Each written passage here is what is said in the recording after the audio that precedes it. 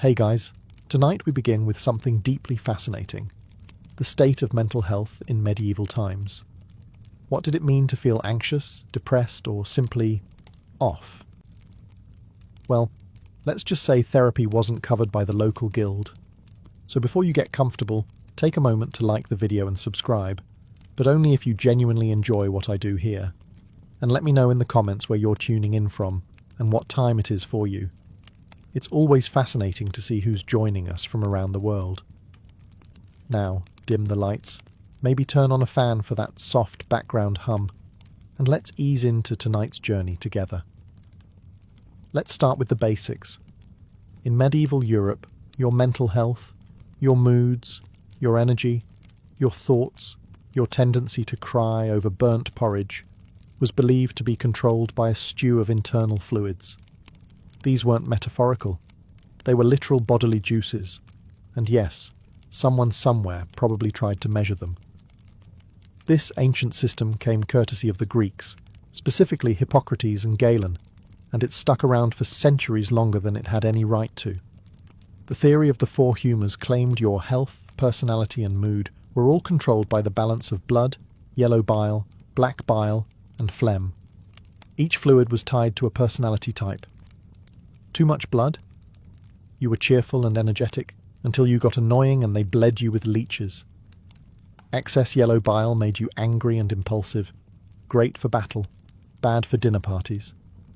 Black bile was associated with melancholy, what we'd now call depression, but back then was a mood imbalance caused by cold and dry conditions, and too much sitting around thinking. And phlegm?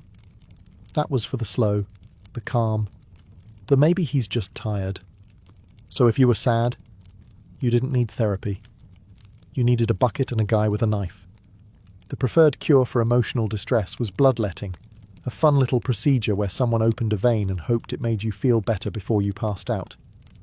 If that didn't work, you might be prescribed laxatives, because obviously, when your soul hurts, it's your bowels. Physicians, and we're using that word generously here, would diagnose you by asking probing questions like, do you feel moist or dry today? They might examine your urine, consult the stars, or smell your breath. The conclusion: always the humours. You were either too hot, too cold, too wet, too dry, or simply too difficult to treat without divine intervention. It's worth remembering that these weren't fringe beliefs. This was mainstream medicine for centuries. So when you imagine a medieval person having a panic attack, don't picture a concerned friend offering tea. Picture a man with a robe, a chart of fluids, and a very sharp knife saying, let's drain the sad out. In medieval Europe, if you felt off, emotionally, mentally, spiritually, and couldn't blame it on sin, demons, or your neighbour's weird bread, there was another obvious culprit: the moon. Yes, that bright glowing orb in the sky was believed to have direct influence over your mental state. The term lunatic didn't come out of nowhere. It comes from luna, the Latin word for moon. And people genuinely believed that too much exposure to moonlight could scramble your brain like an undercooked egg. This wasn't just folk belief either. It was widely accepted by doctors, clergy, philosophers, and that guy yelling near the well. The idea was that the moon, being a celestial body with feelings, could mess with your bodily fluids, especially your brain fluids, which were assumed to slosh around your skull like sad soup whenever the full moon hit just right. People who acted strangely around the time of a full moon weren't considered stressed, overwhelmed, or neurodivergent. They were just moonstruck. Some were even locked away temporarily until the lunar cycle passed, which was medieval healthcare's version of wait it out. The moon also got the blame for epilepsy, insomnia, hallucinations, and basically anything you couldn't easily treat with soup, leeches, or prayer. If you were up at night pacing or crying, they wouldn't ask about your childhood. They'd ask about the sky. Even animals weren't safe. Farmers swore that sheep acted skittish and dogs howled differently under a full moon. And if your ox kicked over a cart or your pig ran off into the woods, someone was bound to mutter, "The moon's up to something." Of course, there was no science to back any of this up, but in fairness, there also wasn't science. Most medical texts referenced astrology as casually as we reference caffeine, and treatments often included not just herbs and diet changes, but planetary alignments. Because sometimes it wasn't madness, it was just bad moon energy. If your mental health took a turn, say you started weeping into your bread, shouting at trees, or speaking in rhyming couplets, the first person to consult wasn't a doctor, it was the local priest. Why? Because in the Middle Ages the mind was considered a spiritual battlefield, and any behaviour outside the norm was immediately interpreted through a theological lens. Depression? Maybe you'd committed a sin and forgotten. Anxiety? A sure sign the devil was getting cosy in your soul. Hearing voices? Classic demonic Airbnb situation. Priests were essentially the default mental health professionals, except instead of therapy, they offered confession, fasting, and a stern reminder that you were made of dust and should probably act like it. If you showed signs of what we now call a mental illness, the priest would perform a moral diagnosis. Were you skipping church? Coveting thy neighbour's wife? Laughing too much? Yes, that was suspicious. If so, your condition might not require herbs. It might require repentance. For more extreme cases, like hallucinations, mutism, or erratic behaviour, the church had more robust tools. These included prayer vigils, pilgrimages, and, in special cases, minor exorcisms. You know, just to make sure your sadness wasn't a demon in disguise. Can't be too careful. Even routine emotions were under suspicion. Excessive joy could be seen as vanity. Deep sadness, sloth of the soul, also known as acedia, which was basically spiritual depression, treated with psalms and guilt. If you were melancholic, you weren't in need of support. You were morally slippery and possibly just not trying hard enough. The irony? Many people genuinely found comfort in the church's explanations.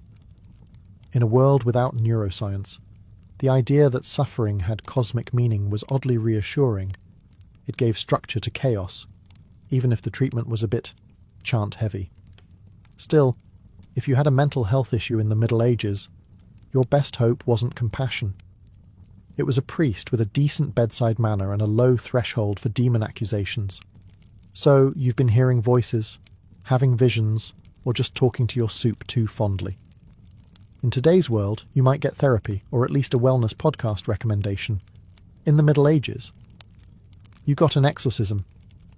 Yes, the preferred treatment for many mental disturbances was not medication or rest, but a firm and theatrical spiritual eviction. The logic was simple. If you were acting weird, it probably wasn't stress or trauma. It was Beelzebub making himself at home behind your eyeballs. And he wasn't paying rent. Exorcisms came in two varieties. The minor kind, which was basically an intense prayer circle with holy water and muttering, and the major kind, which was more of a live performance with a cast of one very nervous patient, one heavily robed priest, and a backup choir of concerned monks humming in Latin. The rituals varied, but the essentials remained consistent. Chanting, reading scripture, signs of the cross, relics, and occasionally yelling things like, "Depart, foul spirit," directly into your face. If you happened to flinch, that was seen as evidence it was working. If you didn't flinch, they just chanted louder. Some records describe afflicted people being tied down, sprinkled with salt, or forced to drink holy water. Others were made to fast for days beforehand, which, to be fair, could drive anyone to strange behaviour. One unfortunate soul reportedly had demons smoked out of his ears using burning sage, frankincense, and what we assume was a deep misunderstanding of ventilation. And if none of that worked, you were either deemed beyond help or tragically misdiagnosed as simply being naturally wicked. Not all exorcisms were terrifying, though. In many villages, they were communal events where people gathered in the town square to witness a good, old-fashioned supernatural showdown. Think of it as medieval spiritual theatre. Part religious ritual, part entertainment, part neighbourhood gossip starter. But in truth, most people who underwent exorcisms weren't evil. They were just overwhelmed, traumatized, neurodivergent, or unlucky enough to have a panic attack near a bishop. Let's say you weren't quite disturbed enough for an exorcism, but still deeply troubling at dinner. You wept for no reason, forgot your own name on occasion, or spent a bit too long staring at firewood philosophically. In this case, your treatment wouldn't involve ropes or shouting, just a lot of praying. Possibly while being locked in a room. This was known in some circles as the gentle approach to mental health.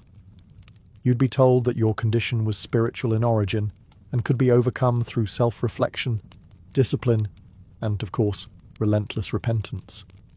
Essentially, medieval mental health care boiled down to, have you tried feeling bad about it?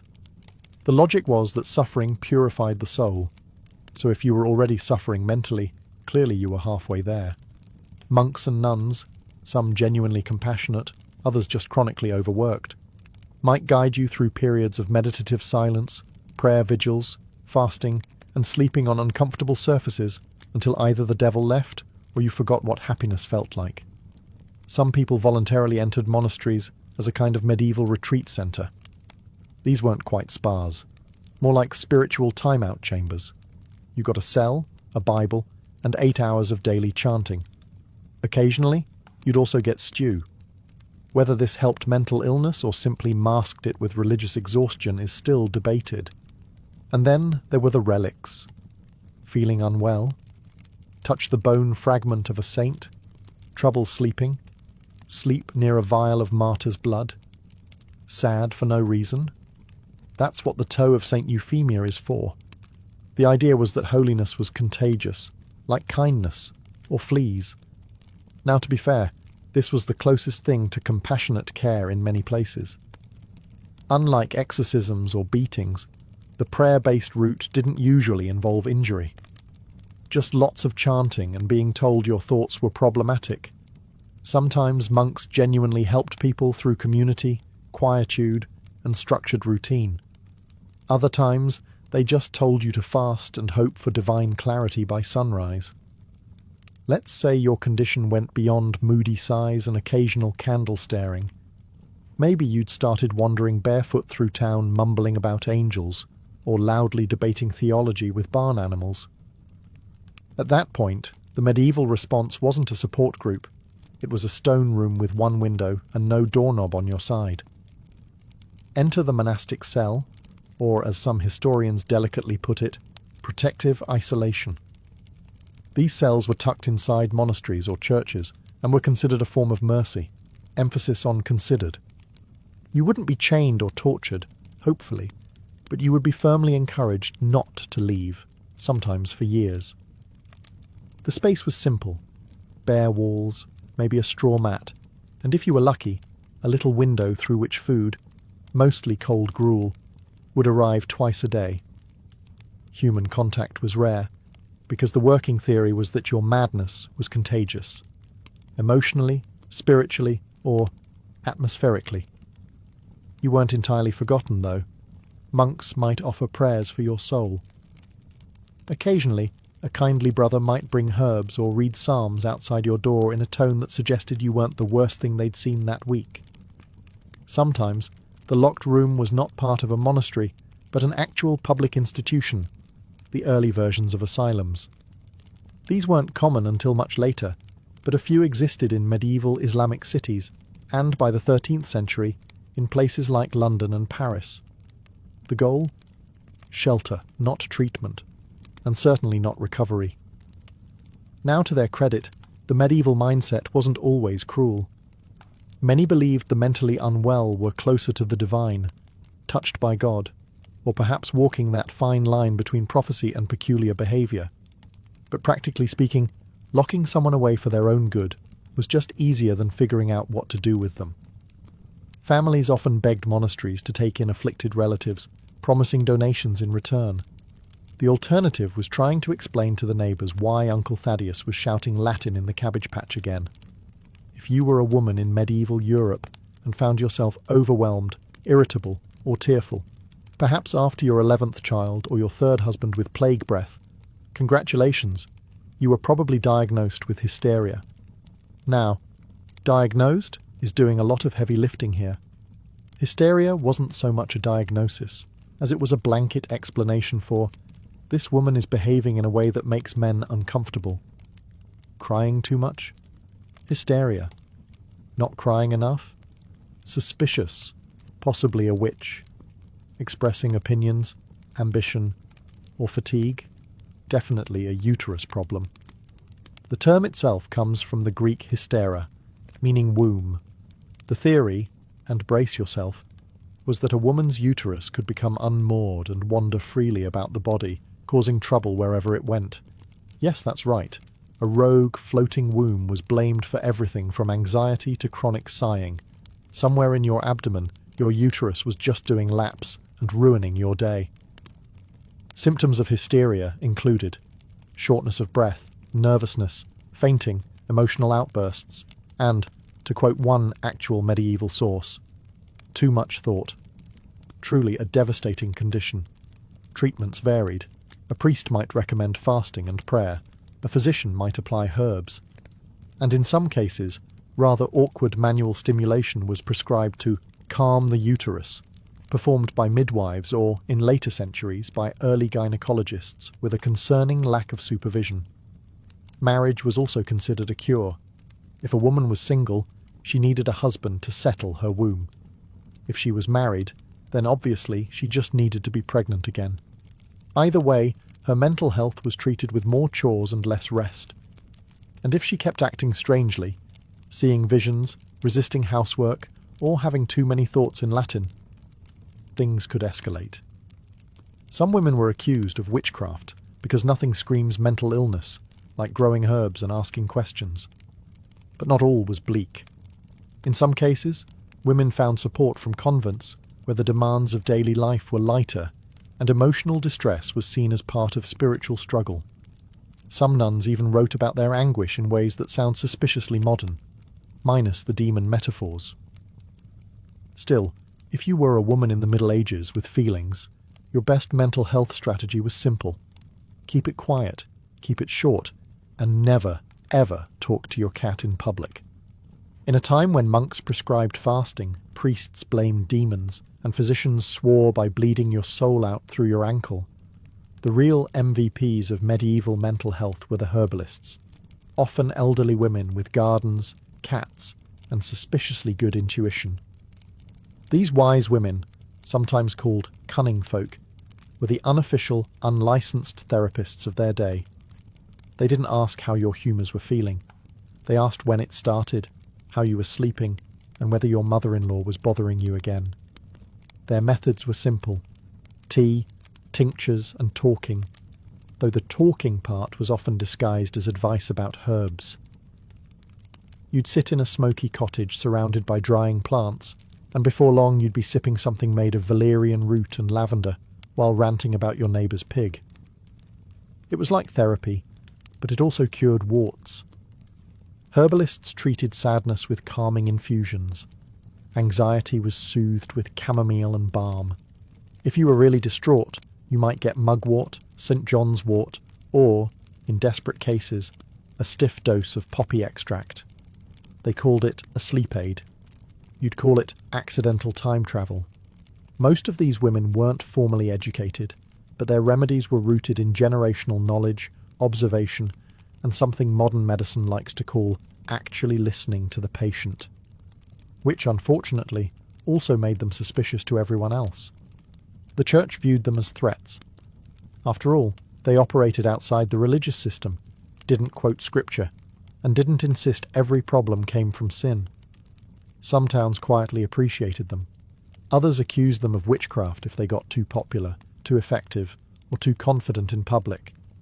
Still, they were often the only source of comfort for people suffering from what we'd now call depression, trauma, or plain old burnout.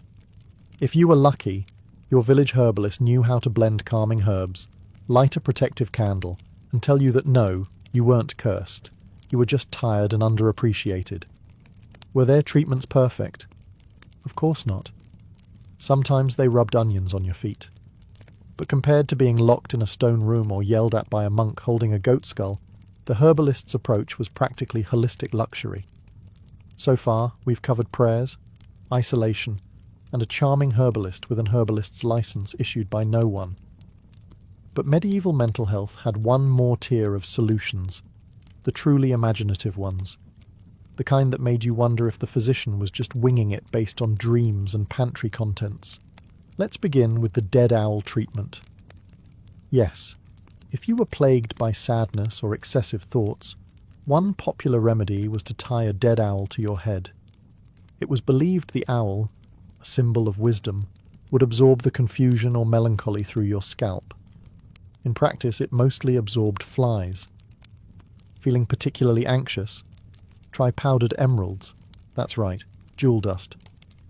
Physicians recommended grinding actual gemstones and rubbing the sparkly remains on your chest or consuming tiny amounts. Not only did it not work, it was a great way to ruin both your digestive tract and your jewellery collection. Then there were the cures involving astrology, which were less medical and more vibe check from the stars. A patient's mental disturbance might be blamed on Mars being in a bad mood. Treatment: wait until Jupiter looked friendlier. One medieval medical manual suggested wrapping the sufferer in wolfskin during a thunderstorm to scare off the madness. Another recommended whispering into the left ear of a black dog and then letting it run away with your sorrow, like a very sad, very hairy therapy courier. You could also find remedies involving smoked herbs stuffed into pigeons, which were then waved near your head. No one's quite sure what this was supposed to do, but it was very aromatic and quite annoying to the pigeon. And if none of that worked, there was always pilgrimage, the all-purpose medieval solution to everything. Pack your sandals, grab a staff, and walk hundreds of miles to a holy site. With any luck, you'd either find spiritual peace, or at least get enough blisters to distract from your emotional state. These oddball cures remind us that medieval medicine wasn't entirely malicious, just wildly misinformed, often experimental, and occasionally bird-based. And hey, if nothing else, they gave people hope, which in those days was about as close to Prozac as it got. Every medieval town, big or small, seemed to have that guy. You know the one. Dressed oddly, muttering to himself, sometimes blessing chickens, sometimes cursing puddles, the town madman. And strangely enough, society didn't always lock him away or call for holy water. They just let him be. In an age when mental health was misunderstood at best and feared at worst, this was oddly progressive. People with visible mental illness weren't always banished. They were often absorbed into daily life, tolerated like unpredictable weather, or that one goat who thinks he owns the street. The madman, or madwoman, though women were sadly more likely to be accused of witchcraft, held a peculiar place in the medieval social order. Not quite a threat, not quite a joke, and occasionally revered. In some towns, these individuals were even seen as touched by God, or given a grudging respect for their unpredictability. If they spouted cryptic phrases while staring into the sun, people assumed it was divine prophecy, or just Wednesday. They were usually given a nickname: Old Will the Wanderer, Mad Meg, Tom Fool. You'll notice these sound suspiciously like pub names, which says a lot about how much people drank while pondering madness. These individuals often lived on the fringes, sleeping in abandoned mills, church porches, or literal barrels, Diogenes style. Townsfolk would sometimes give them food, or shoes, or just a wide berth. Children were told not to stare, which of course meant they stared constantly. Occasionally their strange behaviour would lead to small acts of charity. A baker might leave out crusts. A blacksmith might repair a bent walking stick.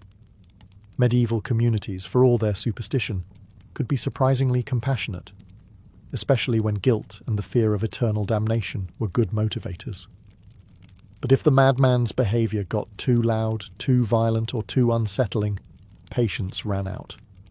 Then came the priests, the isolation, or worse. Tolerance had limits, especially if the afflicted stopped being amusing and started being inconvenient. In modern times, we understand that depression is a complex condition involving brain chemistry, life circumstances, and sometimes just terrible Mondays. But in the Middle Ages, if you were feeling persistently low, tired, or like life was a slow-motion mudslide, congratulations, you were guilty of acedia. Acedia wasn't seen as a mental health issue. It was classified as a spiritual failure, one of the original deadly sins before sloth eventually stole its thunder and got top billing. Acedia was sadness at divine good, or in more practical terms, spiritual apathy, lack of joy, and the general medieval version of lying in bed staring at the ceiling. Monks were especially prone to this condition, which they poetically called the noonday demon. Picture it, a monk supposed to be copying psalms, staring at a wall, wondering what the point of it all is. In today's world, that's called burnout. In the 12th century, it was a moral crisis requiring urgent rebuke and possibly more prayer beads. Sufferers of acedia weren't offered comfort. They were told to pray harder, work more, and stop being selfish. Depression wasn't a condition. It was laziness with branding. If your soul didn't feel joy, it was your fault. Maybe you hadn't repented hard enough. Maybe you were secretly proud.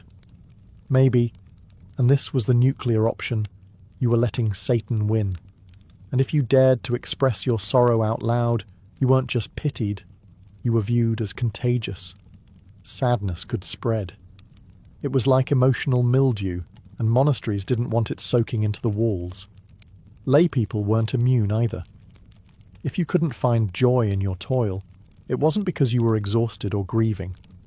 It was a sign that you needed to go to confession, and maybe build a shed out of guilt. Ironically, some writings from monks who battled acedia sound remarkably modern. Descriptions of numbness, fatigue, restlessness, even suicidal thoughts. But instead of therapy, they prescribed fasting and mentally cataloguing your sins in alphabetical order. In a time when most people owned 2 shirts and one of them was infested with fleas, you'd think laughter would be encouraged. A little joy, perhaps? A chuckle to get through the plague-filled, mud-splattered, leech-happy nightmare that was daily life. Think again. In medieval Europe, laughter wasn't always a sign of happiness. It was often considered a moral red flag. Sure, peasants laughed, jesters laughed. Occasionally, even monks cracked a smile if a goose did something particularly scandalous. But the official stance from theologians, chroniclers, and very serious people was that laughter could be dangerous, a gateway emotion to chaos, sin, and possibly dancing. The Church, ever watchful of human weakness, warned against excessive mirth. Thomas Aquinas, whose sense of humour was reportedly filed under to be developed, believed that laughter should be moderate and serve a higher purpose. Uncontrolled laughter? A sign of spiritual disorder, maybe even demonic influence. After all, who laughs without reason? Answer: people with a functioning sense of humour. Women, of course, were doubly judged. A laughing woman was clearly up to something, witchcraft probably, while a solemn, silent woman was appropriately pious, or just very dehydrated. And let's not forget the laughter of the mad. If someone laughed at inappropriate times, say during a funeral or while milking a goat, it wasn't seen as eccentric. It was seen as evidence of mental illness, possession, or both. Involuntary giggling was basically a red flag with a tambourine. In some religious orders, novices were explicitly forbidden to laugh during meals, prayer, or basically any activity that might spark human connection.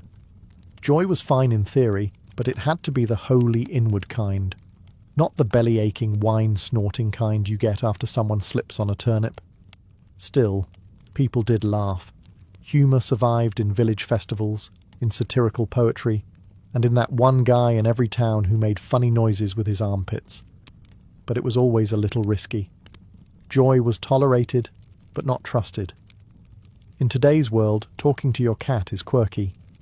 In the Middle Ages, it was potentially heretical, mildly alarming, and, depending on the tone of your voice, grounds for questioning your sanity or scheduling a light exorcism.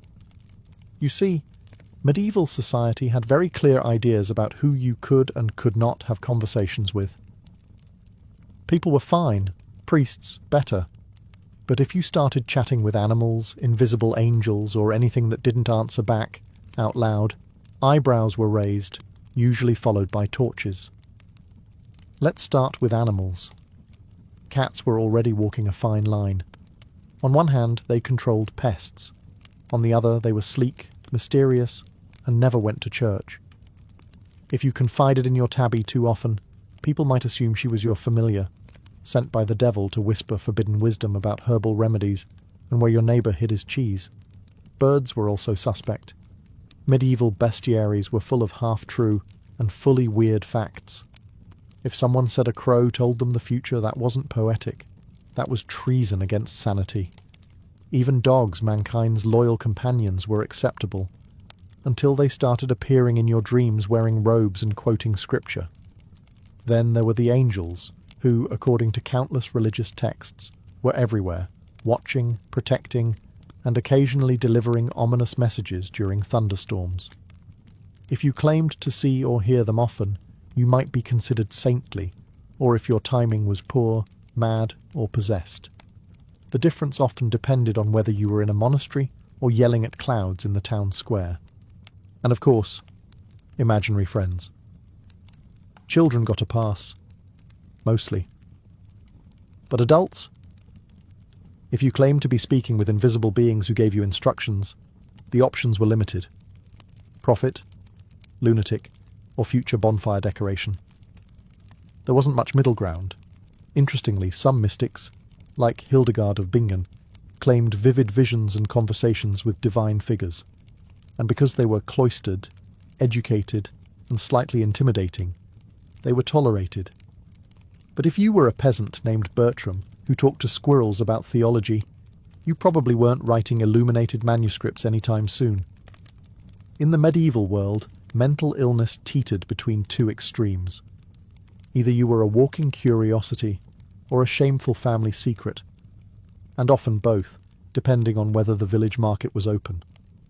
Let's start with public spectacle. If someone with visible mental illness wandered through town, muttering, dancing in the rain, or arguing passionately with a bucket, they might attract attention, not scorn.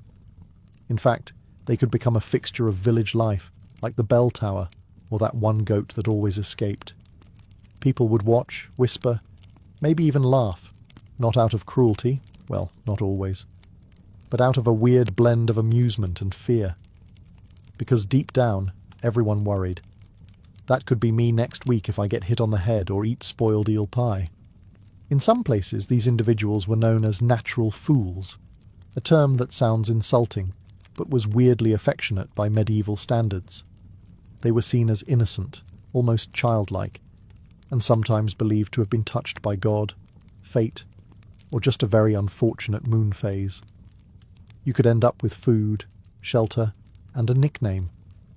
It wasn't ideal, but in a world without therapy, it beat being locked in a tower. But for families, not so charming. If your relative was quietly struggling, maybe depressed, withdrawn, or plagued by what we'd now call anxiety, it was often handled as a private matter, which, in medieval terms, meant don't talk about it, ever. Shame was a powerful social currency, and a troubled mind in the household could reflect poorly on the whole lineage. Some families kept afflicted members hidden. Others sent them to monasteries or pilgrimage routes, hoping divine geography would work where herbal tea had failed. In some sadder cases, people were disowned entirely, especially if they were seen as disruptive or, worst of all, embarrassing at weddings. Public mental health care barely existed. Shame filled the gap where support systems should have been. No clinics, no community outreach. Just a mix of whispered prayers and pretending everything was fine. By the end of the Middle Ages, somewhere around the late 15th century, give or take a plague, things started to shift. Not quickly, not gracefully, but if you squinted hard enough, you could spot the early signs of humanity inching toward compassion, one confused scholar at a time. For one, philosophy and science began to sneak into the conversation. Thanks to Arabic medical texts preserved and translated in places like Spain and Sicily, Western Europe was reintroduced to ancient Greek thinkers, who, while not exactly modern psychologists, had at least considered that the human mind wasn't just a demonic puppet show. Scholars started to flirt with the idea that madness could stem from imbalances in the body, not just sins or sorcery. Physicians began to write treatises discussing melancholy and mania, with slightly fewer biblical quotes and slightly more anatomy. Don't get excited. Treatments still involved things like apply leech to temple, but at least people were reading. At the same time, the idea of charitable care began to evolve. In cities like Valencia and Cairo, early hospitals started to separate out patients with mental disturbances from general wards. Some even offered gardens, music, and gasp conversation. It was still far from dignified, but better than being yelled at by a priest while tied to a goat post. The printing press didn't hurt either. With more access to books, ideas about the mind began to spread faster than syphilis at a midsummer fair. This helped plant the seeds for the Renaissance, when mental illness began its long, uphill climb from "you're cursed" to "you might need support." Of course, not everything changed. People still feared what they didn't understand, and the line between madness and mysticism remained as thin as a monk's bedsheet. But the groundwork was laid. Slowly, the mad were no longer seen solely as vessels of sin or divine wrath. They were, in a radical twist, beginning to be seen as human, fallible, suffering, and worthy of care. Not hugs, though. That would come centuries later. From the outside, noble life looked divine. Perfumed corridors, diamond-crusted attire, servants waiting on every whim. Whether at Versailles or within the imperial walls of Kyoto, nobility projected an illusion of perfection, elegance frozen in time like a portrait. But what the public didn't see was the suffocating reality beneath the powdered faces and rigid etiquette. For many nobles, this life of luxury was less like heaven and more like a velvet-lined prison. Every aspect of a noble's day, from when to rise to how to fold a napkin, was dictated by unwritten rules or ceremonial codes. In France, nobles were expected to perform the lever ritual each morning, where courtiers would literally line up to watch the king get out of bed. Participation wasn't optional. If you weren't seen in the right rooms at the right hours, rumours spread. Your influence shrank. Your enemies smiled. And at Versailles, losing social capital was often deadlier than losing money. Across the world in Japan, court nobles in Kyoto faced a different but equally suffocating script. The high-end elite were expected to master poetry, calligraphy, music, and the subtle art of aloof expression.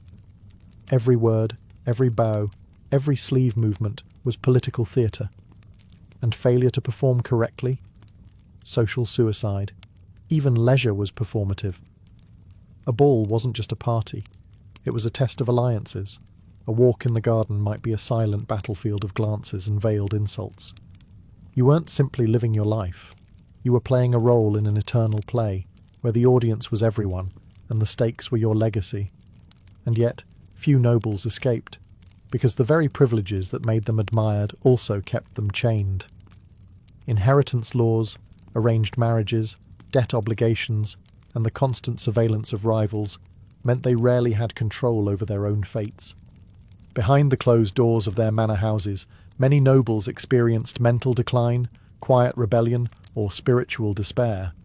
But in public, they smiled, always smiled. This was the great paradox of noble life. The more prestige you had, the less freedom you possessed. They were born at the top, but often died without ever living for themselves. When you picture a nobleman striding through Versailles in silk stockings, or a lady gliding down a staircase in pearls, the last thing you imagine is debt collectors. But behind all the glamour, a surprising number of nobles were financially drowning. It turns out that maintaining the illusion of wealth was more expensive than actual wealth itself. At Versailles, appearances were everything. A noble might spend more on a new waistcoat or ball gown than on maintaining an entire estate. Why? Because fashion was currency. If you didn't keep up, you vanished. politically, socially, and eventually financially. Courtiers would gamble enormous sums, not just at cards, but on horses, land speculation, and high-stakes alliances. Many nobles mortgaged ancestral estates to fund one more season of social relevance. And the king didn't help. Louis XIV, in particular, kept nobles close, not just physically, but economically. He encouraged extravagant spending at court to keep them dependent, distracted, and loyal. A ruined noble was a controllable noble. In England, the aristocracy wasn't much better off. During the Georgian era, lords and ladies often lived in opulent townhouses in London, financed entirely on credit.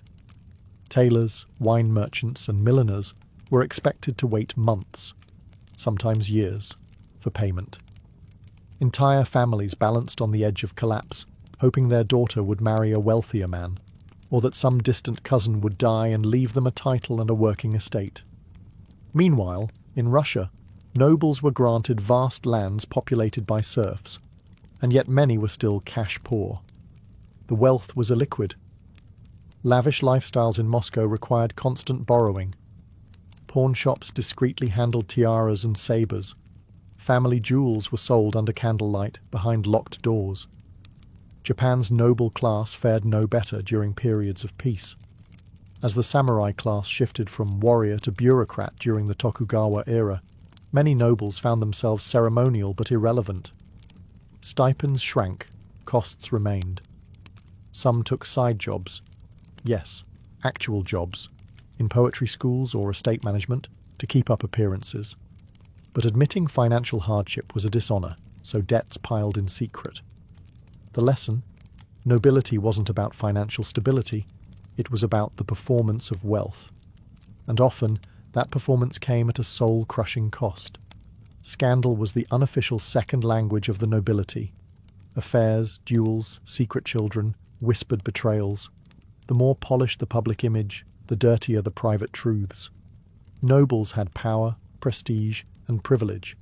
But what many of them didn't have? Restraint. In Versailles, courtiers lived in such close quarters that privacy was nearly non-existent, and yet illicit liaisons flourished. Queen Marie Antoinette was endlessly accused of romantic entanglements, whether with Swedish nobles or her inner circle of ladies.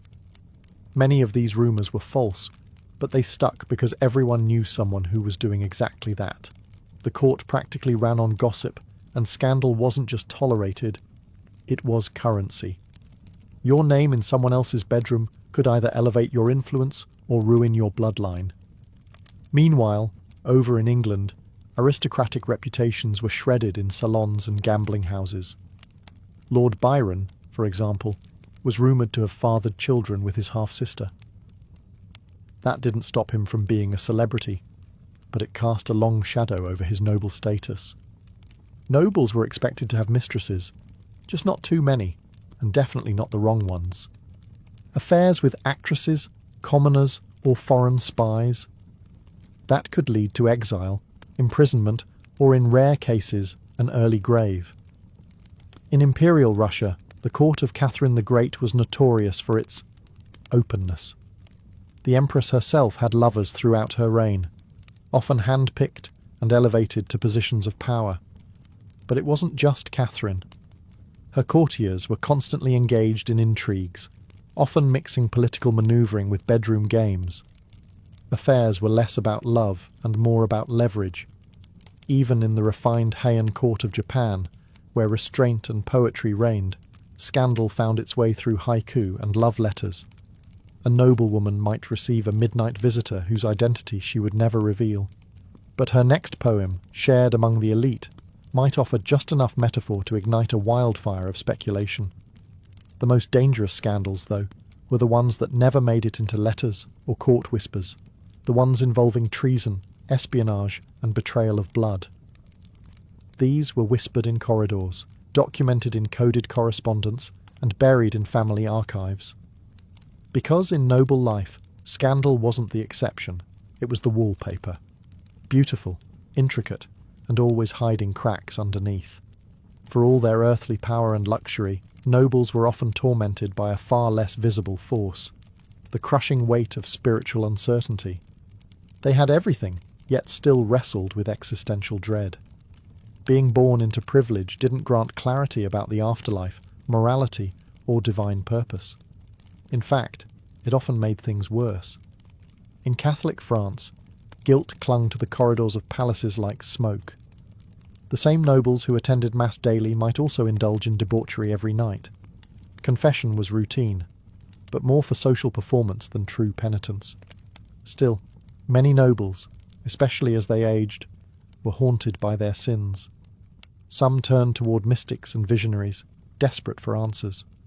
Even Louis XIV, the Sun King himself, grew more devout in his final years, racked with fear over his worldly indulgences and the wars he'd waged.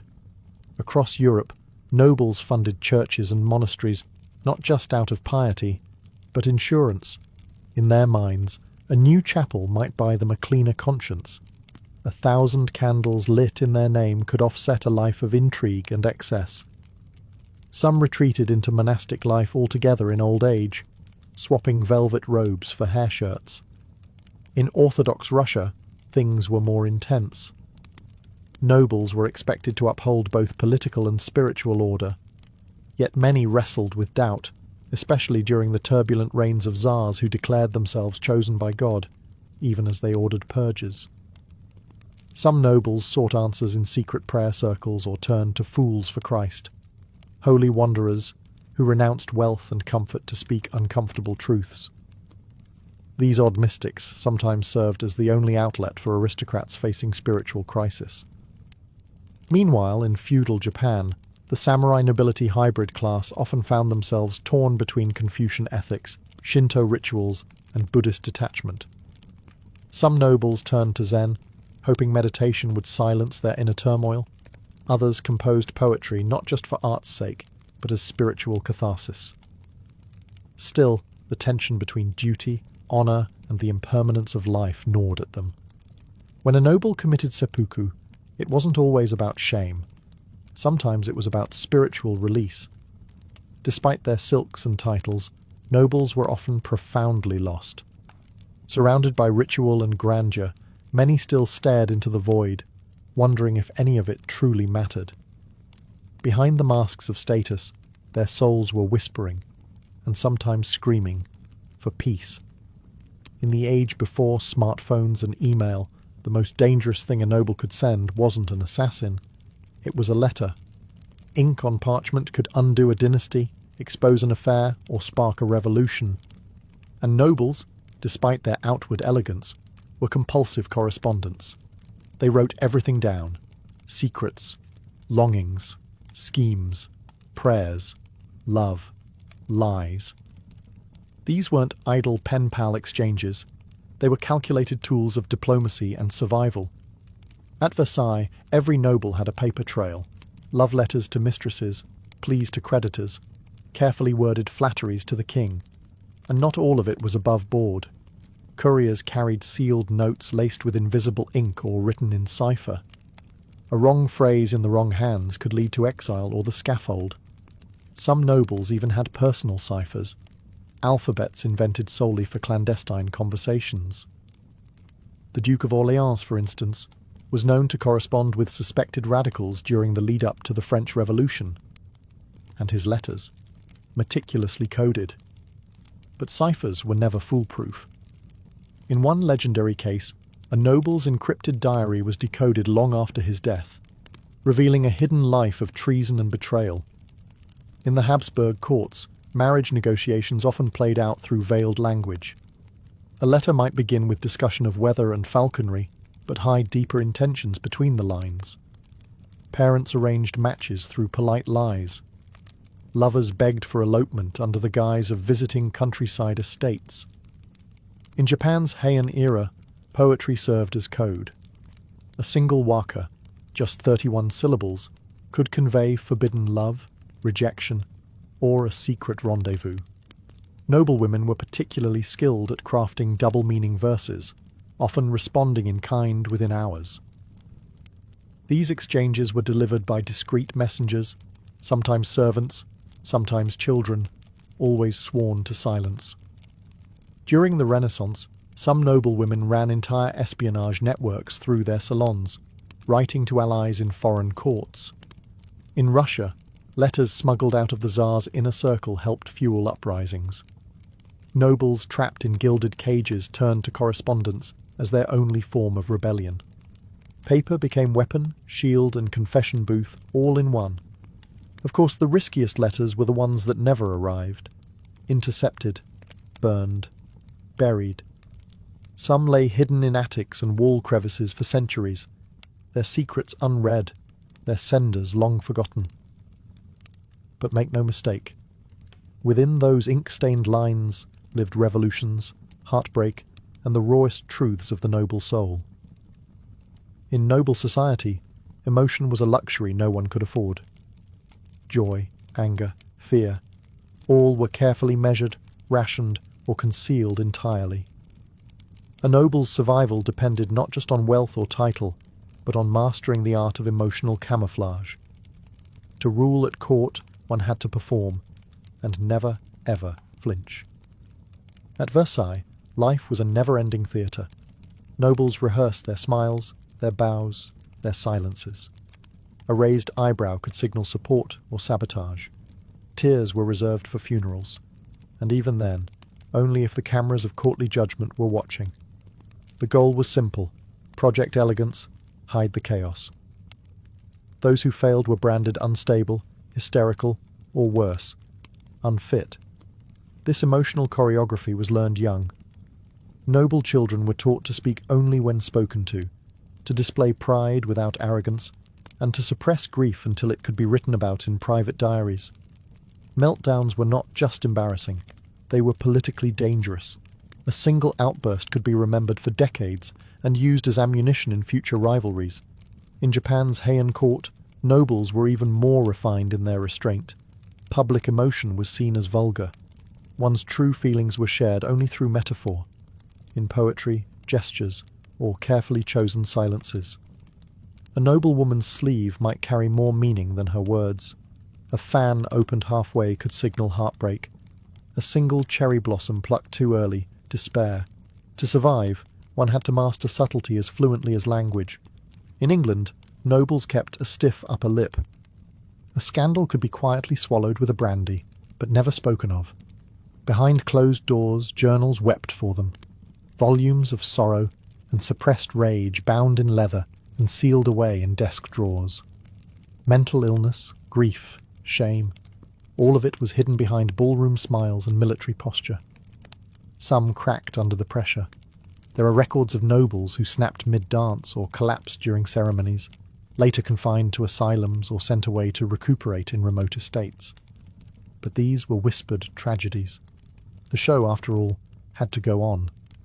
Because in the grand masquerade of nobility, emotions were a liability. Masks weren't just for balls, they were daily attire. And behind every bow, every compliment, every elegant laugh, there was often a storm raging, perfectly concealed behind silk and etiquette. To be born noble was to inherit not just land and titles, but expectations so heavy they could crush the spirit.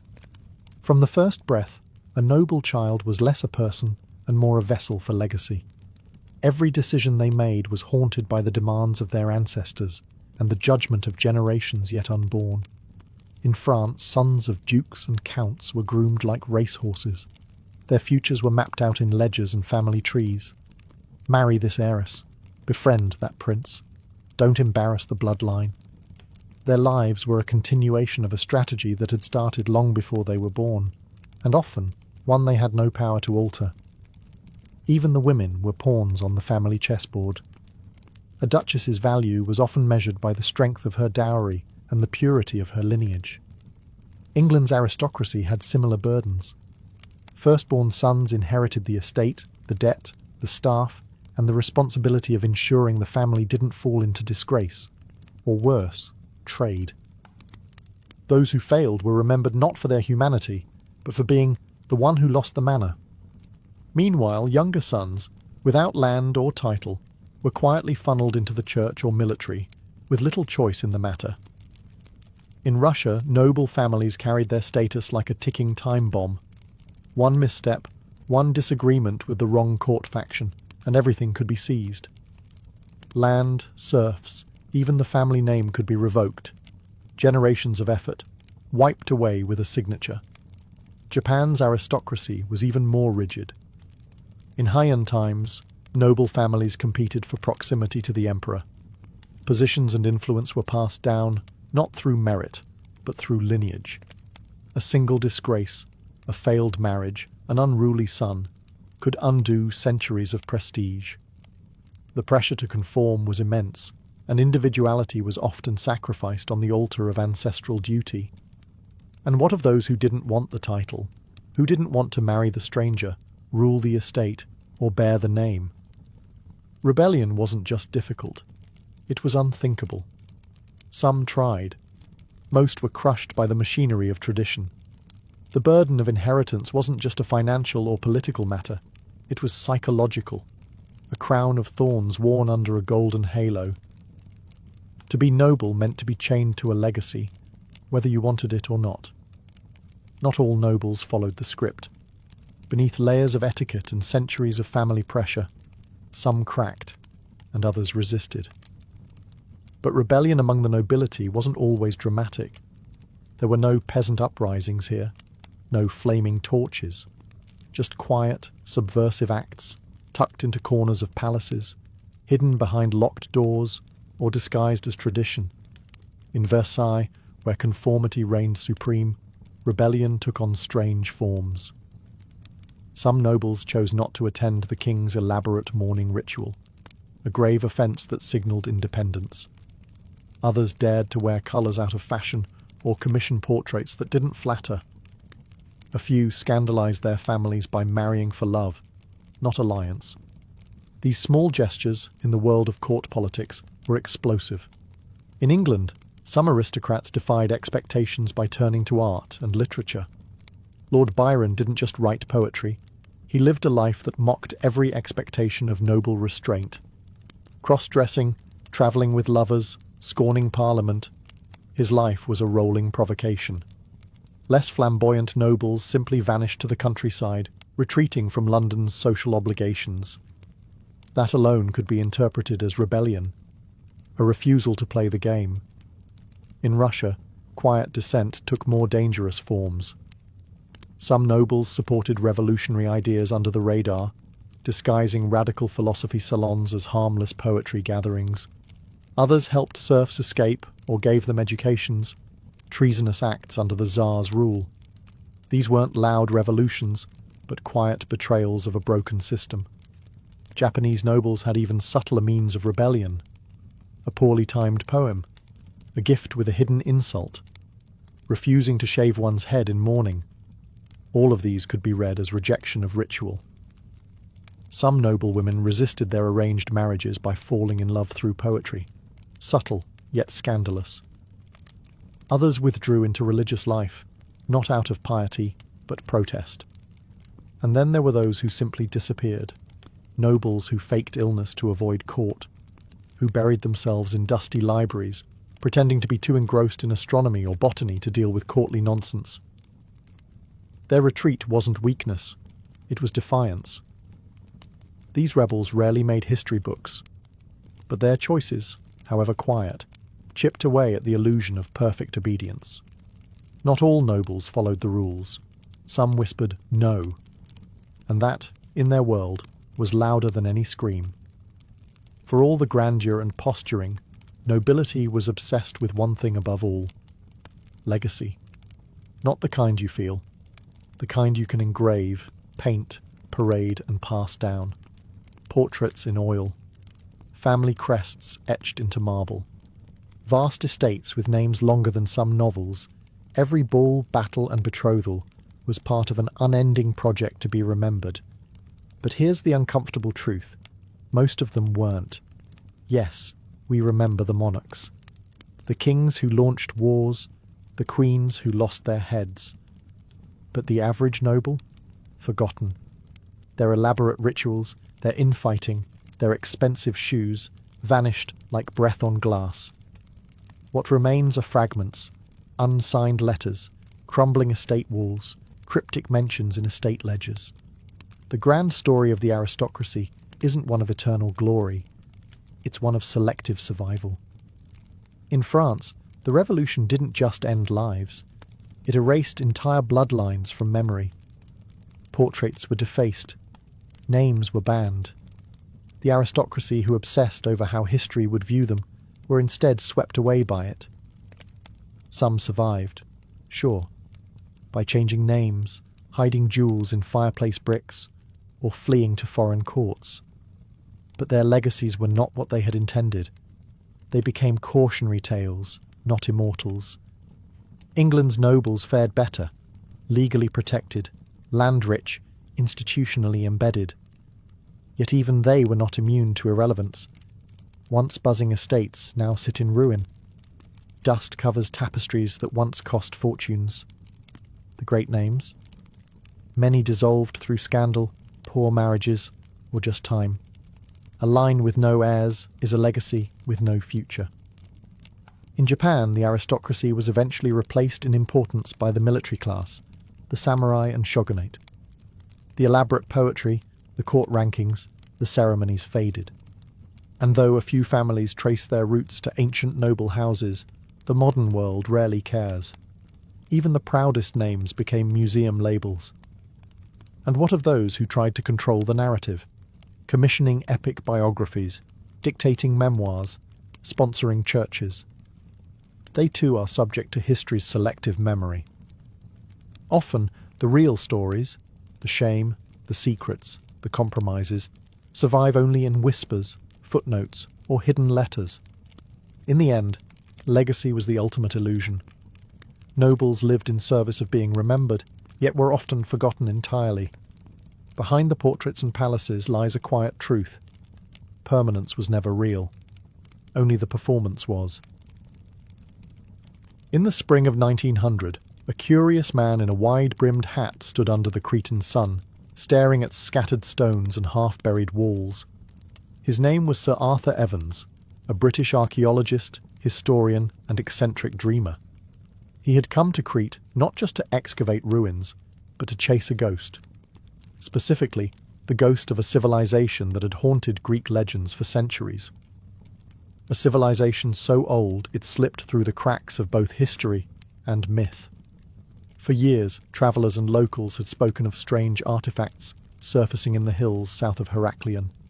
Pottery older than Mycenaean, strange glyphs no one could read, and ruins that didn't quite match any known Greek style. Evans was convinced that these were the traces of a Bronze Age people, older than Homer, older than Athens, who had once ruled the Aegean. Then came the moment that changed everything. On a plot of land known as Kefala Hill, Evans and his workers unearthed a massive structure buried beneath centuries of dust and rubble. Walls emerged, not simple huts, but foundations of rooms, staircases, corridors. What they were looking at wasn't a temple or a fortress, but a palace. And not just any palace, one so complex it seemed designed to confuse anyone who walked inside. A labyrinth, perhaps. Evans immediately made the connection. This had to be the Palace of Knossos, legendary seat of King Minos. The same Minos who, according to myth, imprisoned the half-man, half-bull Minotaur deep within a maze beneath his home. Whether myth or not, the ruins matched the story. Countless twisting halls, multiple floors, mysterious dead ends. It was a palace that defied logic, as if built to trap not just people, but time itself. He called the people who built it the Minoans, after Minos.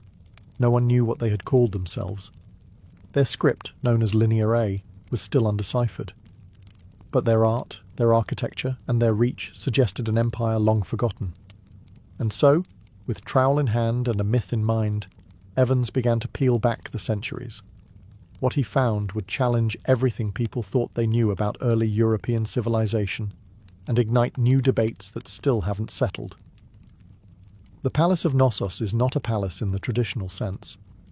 It's a puzzle made of corridors, courts, and chambers that seems to double back on itself with every turn. Covering more than 150,000 square feet, the structure was a multi-story marvel of the ancient world. And at its heart lay a paradox. How could something so open, so light-filled and advanced, feel so impossible to map? There were no grand walls or moats, no militaristic towers. Instead, Knossos had balconies, skylights and air shafts. Architectural features unheard of in Bronze Age Europe. The entire complex seemed designed not for war, but for ceremony, administration, and perhaps mystery. Stairs wound in dizzying spirals. Narrow corridors opened into sudden courtyards, rooms connected unexpectedly. Scholars have debated for over a century whether this design was intentional, a symbolic nod to the myth of the labyrinth, or simply the result of centuries of rebuilding. To walk through Knossos is to surrender any sense of direction. There are rooms within rooms, wings that loop into each other, and passageways that lead nowhere at all. Evans was convinced this layout reflected the story of Daedalus, the legendary craftsman who constructed the labyrinth for King Minos to imprison the Minotaur. While there's no archaeological proof of a literal monster, the confusion felt while navigating the site is very real. And yet, the palace wasn't just a maze. It was a miracle of ancient engineering. The complex featured advanced plumbing, including terracotta pipes, flushing toilets, and a drainage system so efficient it would make parts of 19th century Europe blush. Rooms had natural ventilation. Light wells illuminated the inner chambers. Some staircases plunged down 3 or 4 stories, suggesting a deep, tiered structure rarely seen before the modern era. The throne room, modest by royal standards, lies tucked deep inside, almost hidden. Its centerpiece is a stone chair flanked by griffin frescoes, surrounded by benches. This wasn't a place of spectacle, but of controlled ritual. Perhaps here, power was less about dominance and more about illusion, mysticism, or religious awe. Knossos wasn't built to intimidate, it was built to mystify. Whether you were a trader, priestess, or foreign envoy, one truth was certain. Once you entered, the palace swallowed you whole, and made you forget the path you came from. Though the stone walls of Knossos are crumbling, its colours still speak. Buried beneath volcanic ash and time, the palace's frescoes emerged as some of the most vivid, enigmatic and advanced artworks of the ancient world. Unlike the rigid, militaristic art of later Greek or Egyptian civilizations, the Minoan frescoes burst with movement, of dancers, dolphins, bulls, and goddesses. They didn't just decorate rooms, they told stories, hinted at rituals, and revealed a civilization that seemed to love life, beauty, and rhythm. One of the most iconic images from Knossos is the bull-leaping fresco, a young figure somersaulting over a massive bull in an elegant, impossible arc. Was this real? Was it myth? Historians have debated it for over a century. Was it a ritualistic sport, a religious offering, or simply a metaphor for taming chaos? Regardless of its meaning, the image captures something essential about Minoan life, a dance with danger, with grace at its core. Elsewhere, the walls bloom with lilies and crocuses, monkeys and birds, spirals and waves. In the Prince of the Lilies fresco, a slender youth with flowing hair and an ornate crown struts with ceremonial confidence. Though Evans initially identified him as a prince, modern scholars aren't sure. The figure may represent a priest, or even a goddess. Gender in Minoan art is fluid, symbolic, and still deeply mysterious. Unlike many ancient civilizations, the Minoans didn't focus their art on kings, wars, or conquests. There are no depictions of battles or slaves. Instead, there are scenes of celebration, of nature, of sacred rites. Women are central, not in the background, but front and centre. Bare-breasted priestesses with elaborate skirts and coiled hairstyles perform rituals, suggesting that women may have held significant, even dominant, religious roles. And the colours. Deep reds, blues and whites still cling to the plaster after thousands of years, defying time. The vibrancy of the artwork hints at a society that not only valued aesthetics, but understood their emotional power. These weren't just pretty paintings. They were symbols of cosmic order, human joy, and spiritual reverence. In the palace of Knossos, the walls didn't just see history, they sang it. In pigment and pattern, the Minoans painted a world of motion, mystery, and meaning. Among the many enigmas of Knossos, one stands out above all: the prominence of women. Unlike many contemporary societies where women were confined to the margins, the Minoans placed them at the centre, literally and symbolically. Their images dominate frescoes, figurines, and ceremonial scenes, hinting at a civilization where female power wasn't hidden. It was celebrated. In the central court and sacred chambers of Knossos, depictions of bare-breasted women in flounced skirts and ornate headdresses appear again and again. These weren't submissive figures tucked behind kings. They were front and centre, arms raised in blessing, holding serpents, surrounded by symbols of fertility, animals, and divine energy. Scholars believe many of these women were priestesses, intermediaries between the mortal and divine, responsible for overseeing rituals that touched every aspect of Minoan life. One of the most famous artifacts from the palace is the snake goddess figurine, a woman with a piercing gaze, holding serpents in both hands, with a feline perched on her head. Was she a deity? A high priestess? A representation of female sovereignty? We may never know, but her image tells us volumes about the spiritual hierarchy of Knossos, and who may have stood at its peak. In contrast to the pharaohs of Egypt or the kings of Mycenae, no clear Minoan male ruler has ever been identified in the art. No grand statue of a king, no battle scenes glorifying a warlord. It's led many scholars to suggest that Minoan society may have been matriarchal, or at least unusually egalitarian for its time. Women likely held power in both religion and possibly governance, guiding seasonal festivals, managing temples, and performing state rituals. Even the architecture reflects this balance. Rooms believed to be used by high-ranking women, with direct access to shrines, light wells, and private staircases, suggest they moved freely through the palace. Some frescoes depict women gathering in ceremonial processions, dressed in vivid garments, their posture commanding, not deferential. In Knossos, femininity wasn't confined, it was divine. Whether as priestesses, leaders, or symbols of renewal, women weren't secondary to Minoan culture. They were the culture, its voice, its vision, and possibly its soul. Knossos was not just a royal residence, it was a stage for the sacred. Every corridor, courtyard, and chamber seemed to pulse with spiritual intent. From underground crypts to sun-drenched altars, the palace was built not merely for living, but for communing with the divine. And while no Minoan holy book survives, the architecture itself whispers of rituals that shaped their world. The palace featured dozens of small shrines and ritual rooms, many of them tucked into secluded corners or carved deep below the ground. These weren't places for mass worship. They were intimate, mysterious, and likely restricted to the priestess elite.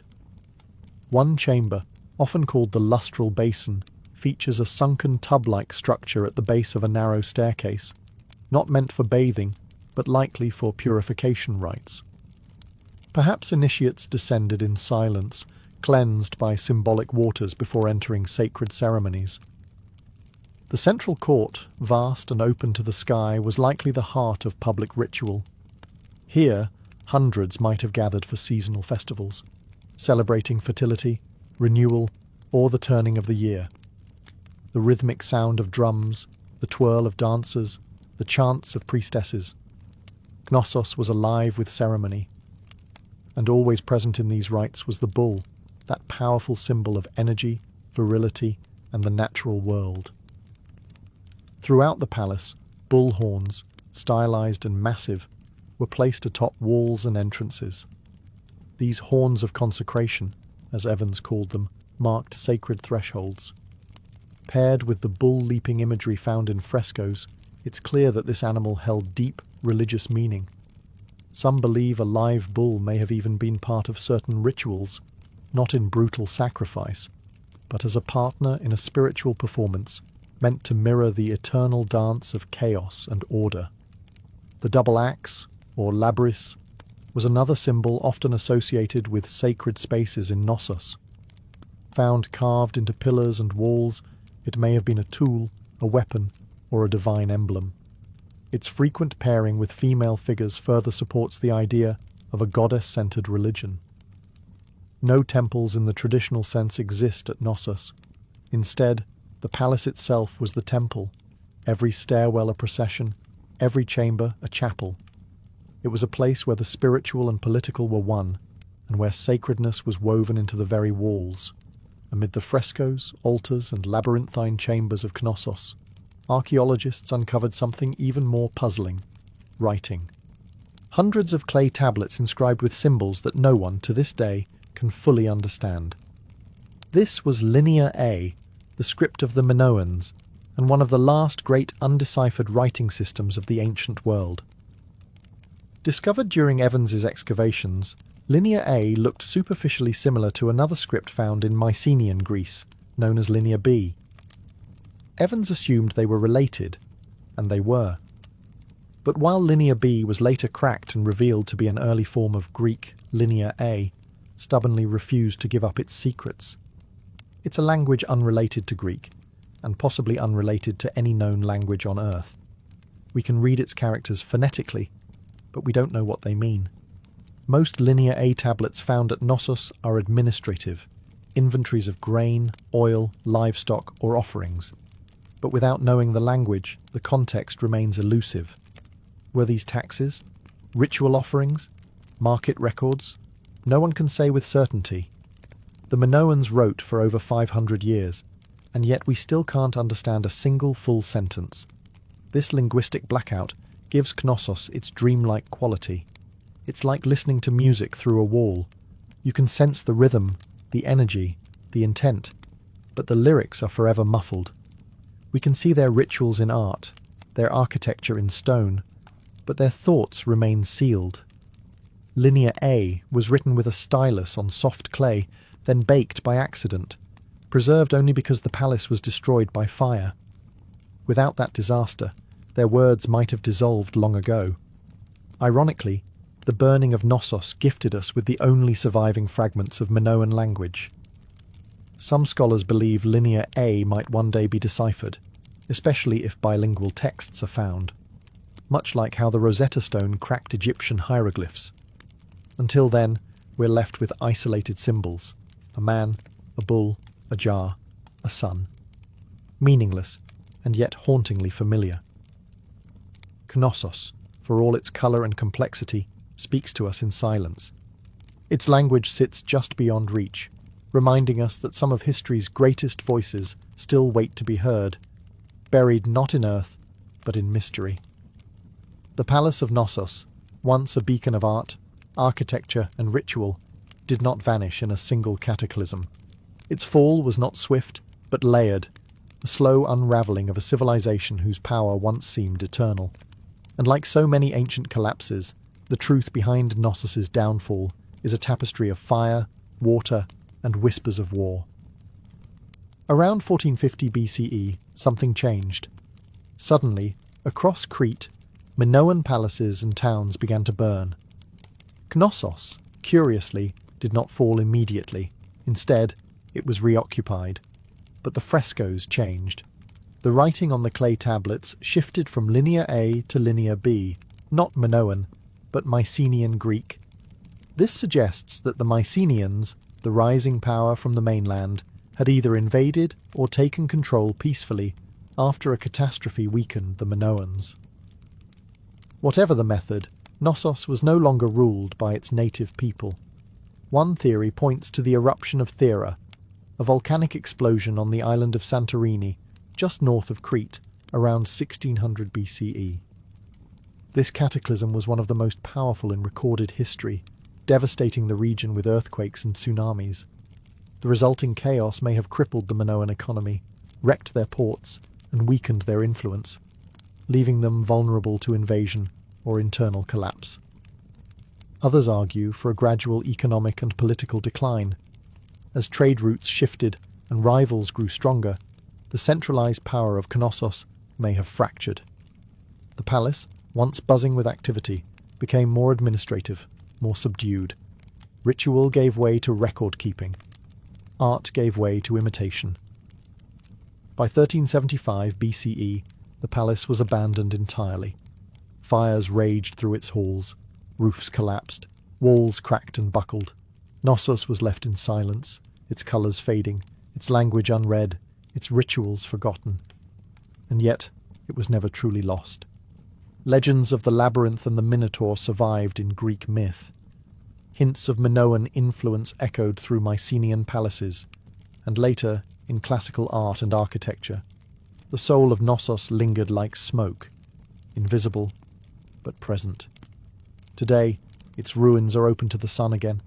Tourists walk where priestesses once danced, and the palace that once held a civilization together now holds its secrets in plain sight, majestic, mysterious, and unfinished. When Sir Arthur Evans uncovered Knossos in 1900, he didn't just excavate it, he reimagined it. With a mix of scholarly ambition and artistic vision, Evans set out not only to preserve the ruins, but to bring them to life. He believed that simply exposing the foundations wasn't enough. The world needed to see the palace as he believed it once was, colourful, complex, and awe-inspiring. What followed was one of the most controversial restorations in archaeological history. Using concrete, a material completely alien to the Bronze Age, Evans rebuilt sections of the palace with modern methods.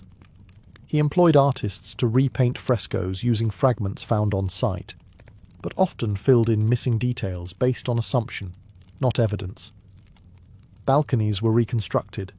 Columns were restored not in dull stone, but painted red with black caps based on Evans's vision of Minoan aesthetics.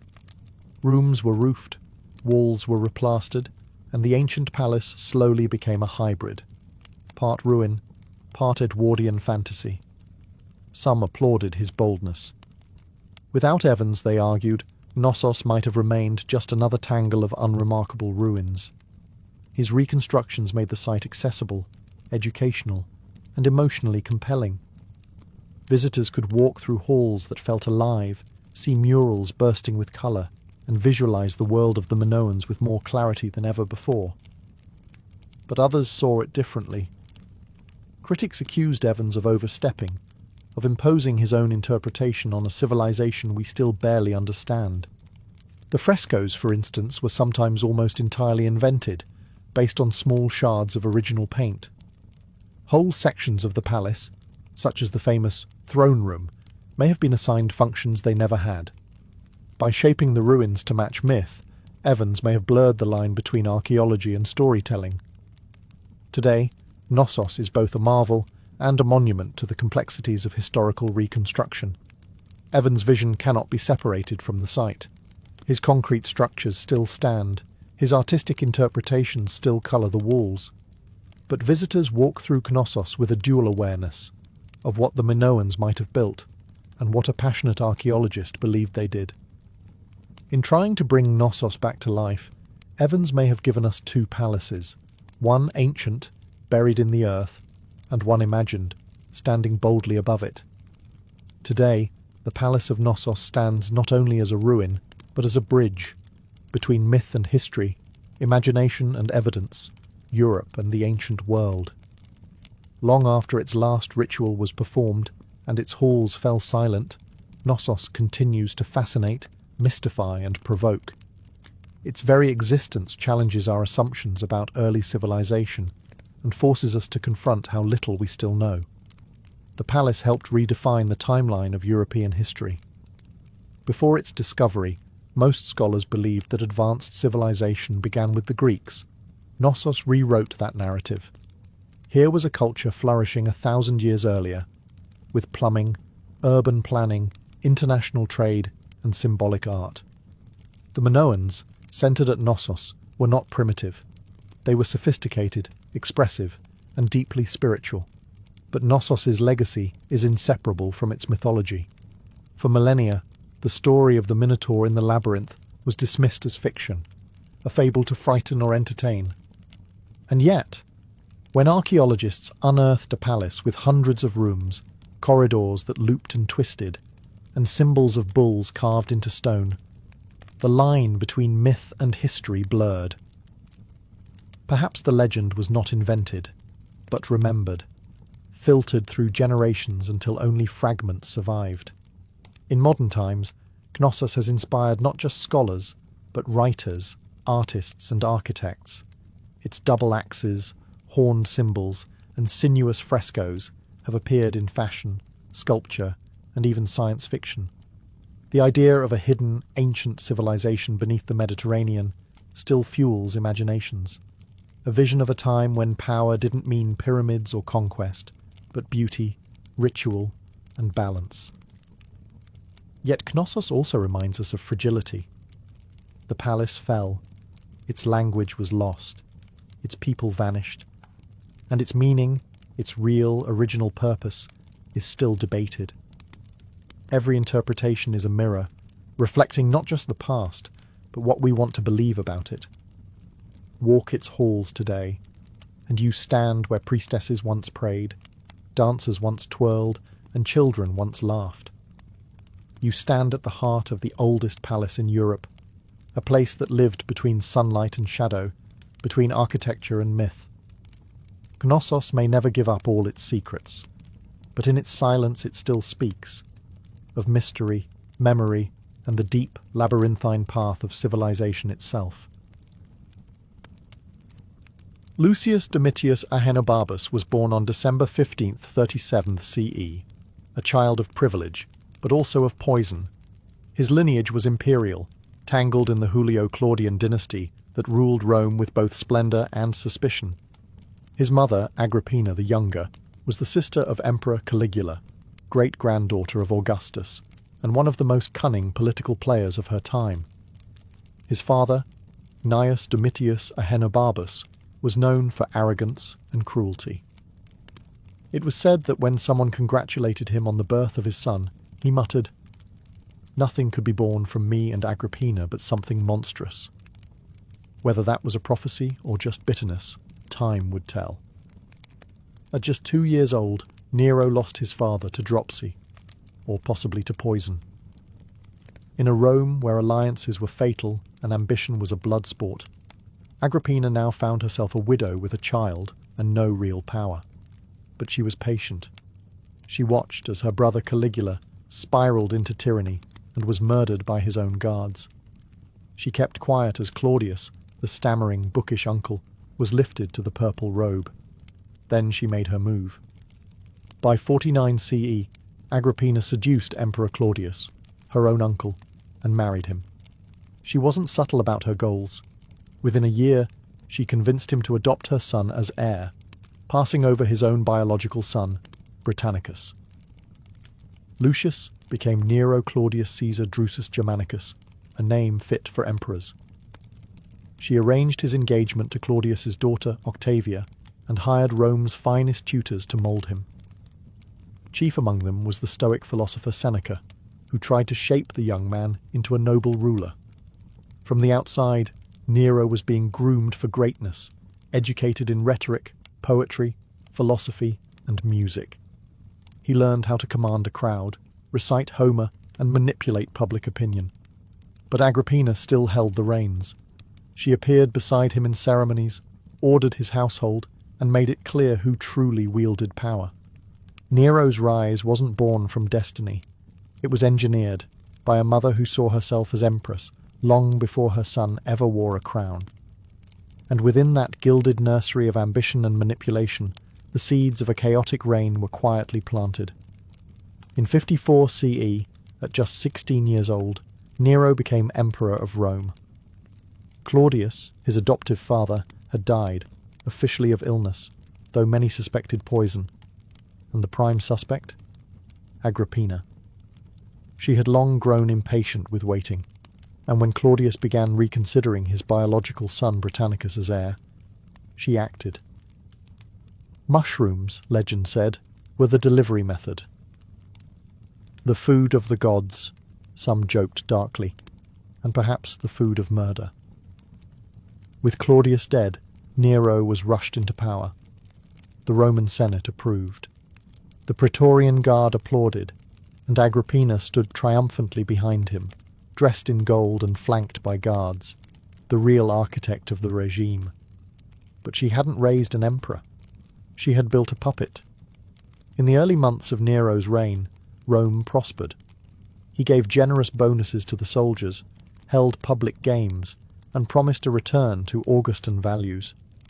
Behind the scenes, governance was handled by two key figures: Seneca, the philosopher tutor turned speechwriter, and Burrus, the pragmatic head of the Praetorian Guard.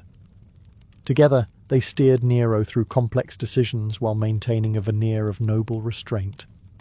But Agrippina wasn't content to stay in the wings. She expected to rule beside her son, and when Nero began asserting his independence, tensions exploded. At first, the battles were subtle. She demanded to appear on coins beside Nero's image, something no Roman mother had ever done. She intruded on state meetings. She walked into the Senate chamber uninvited. She reminded Nero, constantly, who had made him emperor. The young emperor chafed under her control. He began to surround himself with his own advisors, men of pleasure and art, not of duty. He fell in love with Acte, a former slave girl, much to Agrippina's horror. She had plans for a royal marriage, not romance with a commoner. The once close bond between mother and son began to sour. Whispers spread through the palace, of shouting matches, slammed doors, veiled threats. Agrippina, once revered as the empress maker, now seemed a looming threat. Rome had given Nero a throne, but Agrippina still held the leash, and Nero was beginning to reach for the knife. His reign had begun with promise, poetry, and applause, but behind the curtain, a family tragedy was already brewing, one that would stain the imperial purple with blood. By 59 CE, the imperial palace had turned into a battlefield, not of armies, but of wills. Nero was emperor in name, but his mother, Agrippina, still loomed like a storm cloud over every decision. She undermined his authority, opposed his personal life, and plotted in the shadows to replace him with Britannicus, the late Claudius's biological son. Nero, once the obedient boy with a lyre, had become a young man desperate to escape her grasp. He acted first. Britannicus, a legitimate threat to Nero's throne, suddenly died during a banquet. Guests claimed he choked on his wine, but the poison was so fast-acting, his death was unmistakable. Nero denied involvement. Few believed him. Agrippina certainly didn't. With Britannicus gone, Nero's next problem was his mother. She had once ruled through him. Now he saw her as a rival. Agrippina wasn't just politically ambitious, she was relentless. She met with senators in secret. She paraded noblemen she hoped to position as replacements. She made veiled threats about the Praetorian Guard's loyalties. And worst of all, for Nero, the people still loved her. Rome admired strong women when they weren't too strong. Agrippina had crossed that line. Nero first tried exile. He stripped her of her bodyguards, removed her from public appearances, and sent her to live in a coastal villa. But distance didn't silence her. She still corresponded, still whispered, still pulled strings. So Nero made a darker choice. He invited Agrippina to a grand celebration, gifting her a lavish boat for her return voyage. But the vessel had been rigged to collapse mid-sea. When the sabotaged ship broke apart, Agrippina survived, swimming to shore under moonlight. The botched attempt enraged and humiliated Nero, so he tried again. This time he sent assassins to her villa under the pretense of an urgent message. Accounts vary, but one story says she faced her killers calmly, telling them to strike her in the womb, the place that had given birth to Nero. Her murder sent shockwaves through the empire. Nero's guilt was immediate and consuming. He couldn't sleep. He paced at night. He saw her ghost in the halls. Rome, too, whispered of the unthinkable crime, the emperor who had killed his mother. With Agrippina's death, Nero had finally broken free. But in doing so, he also severed the last tether to restraint. What followed would be a reign untethered by shame and spiralling toward infamy. With Agrippina gone, Nero was finally emperor in full. No more whispers, no more maternal oversight, just unfiltered power. But instead of channeling that power into military conquest or administrative reform, Nero turned inward. He didn't want to be remembered as a ruler. He wanted to be adored as an artist. He fancied himself a poet, a singer, an actor. He performed publicly, something no Roman emperor had dared to do. To the Senate and aristocracy, it was mortifying. In Roman tradition, the stage was reserved for slaves and foreigners. But Nero was undeterred. He trained in music and drama, demanded applause, and filled amphitheatres with forcibly enthusiastic audiences. The emperor didn't just host games, he starred in them. Nero composed verses, sang tragic arias, and recited long epics of his own creation. He prided himself on his voice, even undergoing strange treatments to preserve it, including vomiting rituals, long periods of silence, and bizarre diets. Senators sat through hours-long performances, terrified to leave their seats. Not clapping could mean exile, or worse. He also threw resources into building theatres, sponsoring athletic contests, and redesigning Rome to reflect his aesthetic tastes. He introduced Greek-style games like the Neronia, a blend of Olympic sports and theatrical competitions, where, unsurprisingly, Nero always won first prize. His obsession with performance spilled into foreign policy. On a trip to Greece, Nero insisted on competing in every artistic contest. At the Olympic Games, he took part in a chariot race, with 10 horses instead of the standard 4. He fell off his chariot mid-race but was still declared the victor.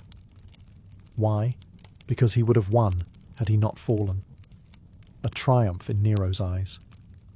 Yet even as he indulged in these creative fantasies, the empire groaned. Administrators were neglected, governors acted without oversight, the provinces grew restless. But Nero didn't care. He wasn't trying to be another Augustus or Tiberius. He wanted to be Orpheus, Apollo, or maybe something even greater, a god of music with absolute power. To the Roman elite, he was becoming a national embarrassment. But to the masses, given bread, games, and endless entertainment, Nero was a living spectacle, a flawed god on stage singing over the cracks in his collapsing empire. In July of 64 CE, a fire ignited near the Circus Maximus. Within hours, flames surged through the city like a divine curse. The streets of Rome, narrow, overcrowded, flammable, became a furnace. For 6 days and 7 nights, the capital of the empire burned. By the end, 10 of the city's 14 districts were reduced to rubble. Thousands were homeless. Temples, homes, marketplaces, gone. And where was the emperor? Rumours flew. Some claimed Nero had watched the blaze from a tower, strumming his lyre and singing of Troy's destruction. Others swore he had ordered the fire himself to make room for a new palace. Nero denied both, and in truth, he wasn't even in Rome when the fire began. But when he returned, he acted with theatrical flair, opening his private gardens to refugees, organising emergency food deliveries, and funding reconstruction. Yet the whispers persisted. People needed a scapegoat, and Nero, ever the dramatist, gave them one. He blamed the Christians. They were already mistrusted, a strange sect of Jews who worshipped a crucified man and refused to honour the Roman gods. Nero accused them of arson and began a persecution so brutal it would echo through the centuries. Christians were torn apart by dogs, crucified, and, most horrifyingly, burned alive to serve as torches for Nero's garden parties. It wasn't justice, it was theatre by firelight. Meanwhile, Nero unveiled his true ambition, the Domus Aurea, or Golden House. On the ashes of central Rome, he began constructing a pleasure palace of unimaginable extravagance. With artificial lakes, gilded walls, revolving dining rooms, and ceilings that sprinkled perfume, it was a monument to indulgence. A colossal statue of himself, the Colossus of Nero, was planned to tower over it all. To many Romans, this confirmed their suspicions. Nero hadn't just let the city burn. He had used the fire as a blank canvas. He had erased old Rome to paint a new one, starring himself. But Nero saw it differently. In his mind, he wasn't destroying, he was creating. He was remaking Rome in his image, dramatic, divine, and unforgettable.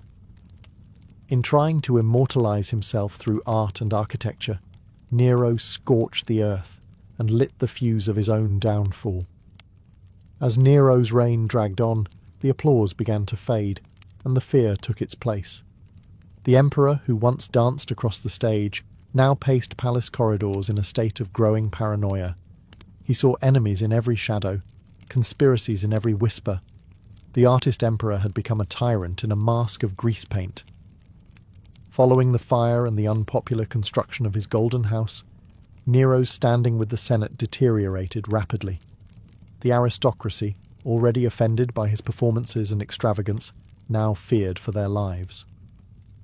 In 65 CE, a plot was uncovered, the Pisonian conspiracy, in which dozens of senators, equestrians, and even soldiers were implicated in a scheme to overthrow him. Some wanted to restore the Republic, others simply wanted anyone but Nero. Nero's response was swift and ruthless. The poet Lucan, the philosopher Seneca, and the general Faenius Rufus were all ordered to commit suicide.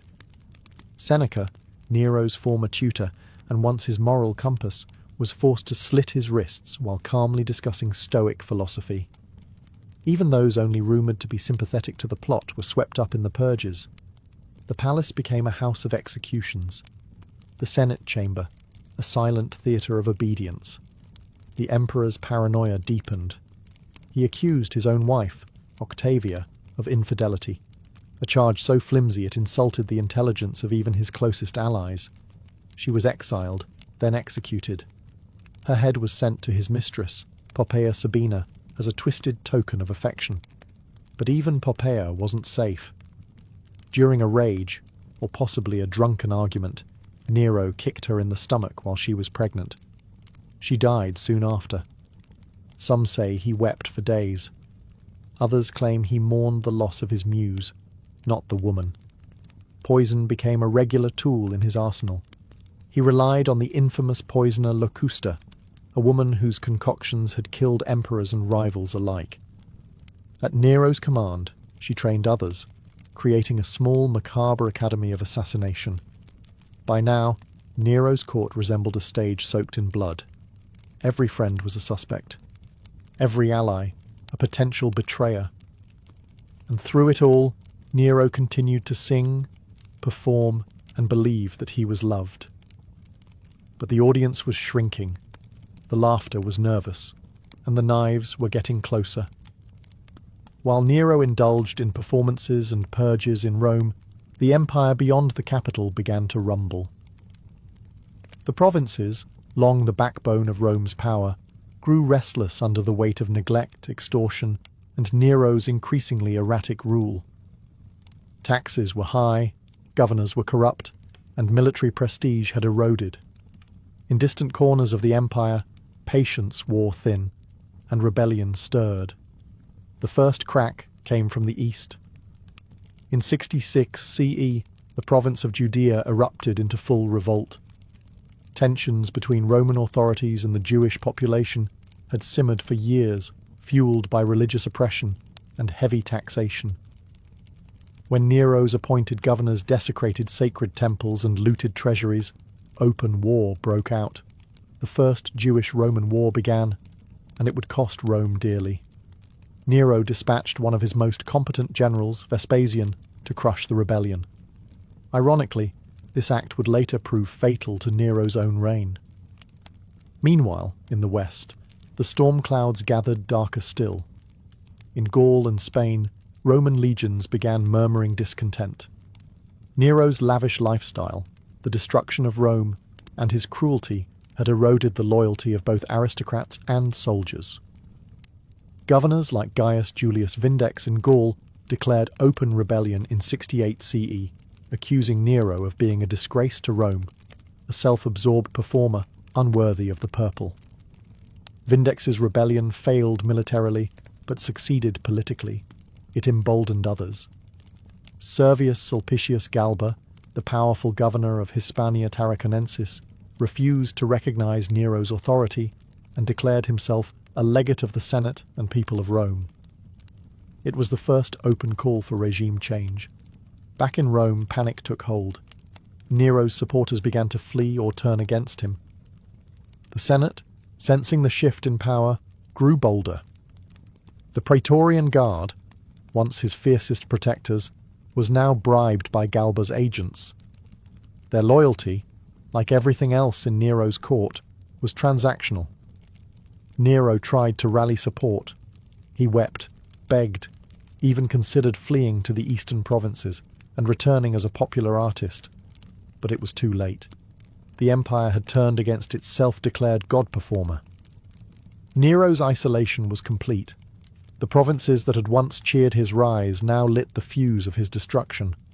The emperor had lost his stage, and now the curtain was falling. By June of 68 CE, Nero was emperor in name only. The Senate had turned. The Praetorian Guard, once the iron wall around his throne, had declared allegiance to Galba. The people of Rome, once entertained by his games and theatrics, now watched in silence as the city held its breath. The empire that Nero had once tried to turn into a stage had now left him without an audience.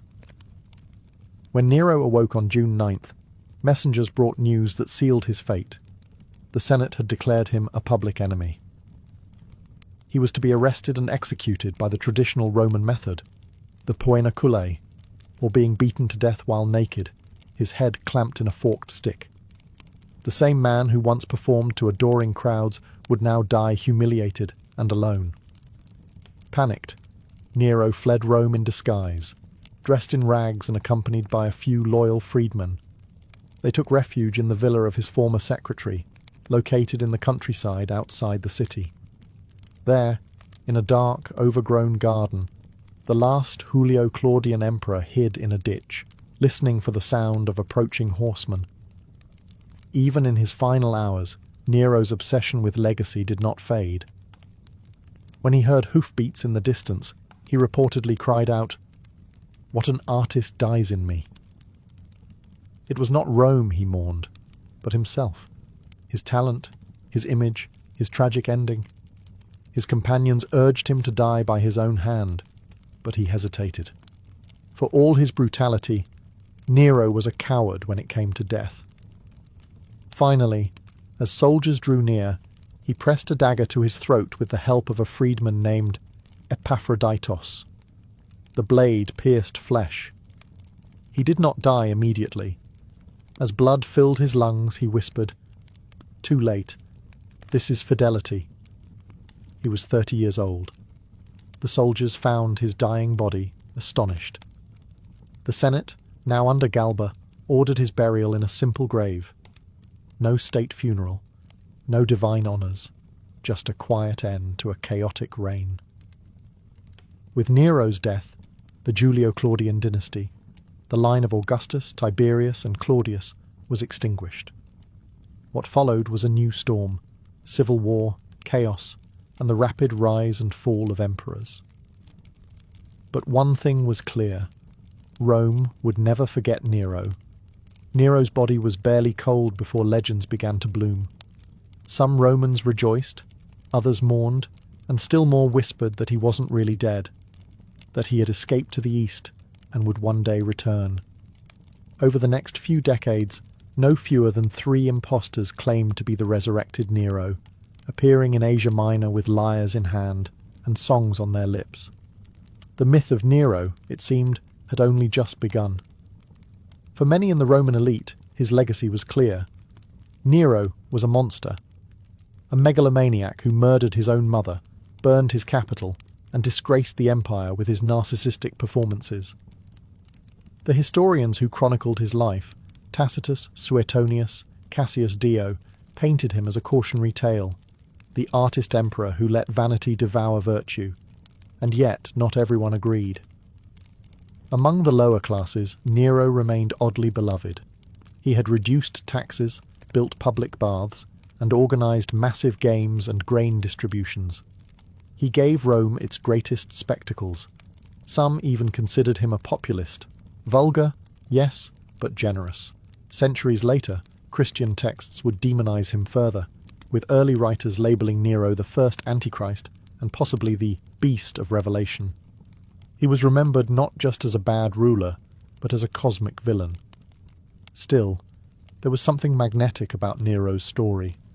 He was not the calculating tyrant that Tiberius or Caligula had been. He was theatrical, flamboyant, impulsive, often absurd. He ruled like a man in a permanent dream, casting himself as poet, god, and tragic hero all at once. Even his death felt like a scene from a lost Greek tragedy.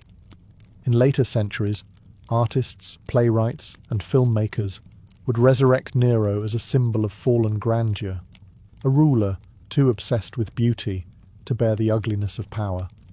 His name became shorthand for excess and decline, a lesson in what happens when ego eclipses empire. But perhaps Nero's strangest legacy is this: he made power performative. He understood, centuries before mass media, that image could be as strong as policy, that if you controlled the narrative, you could shape the future's memory. And in that sense, he got what he wanted. 2,000 years later, we still remember Nero, not for ruling Rome, but for burning his name into history's stage,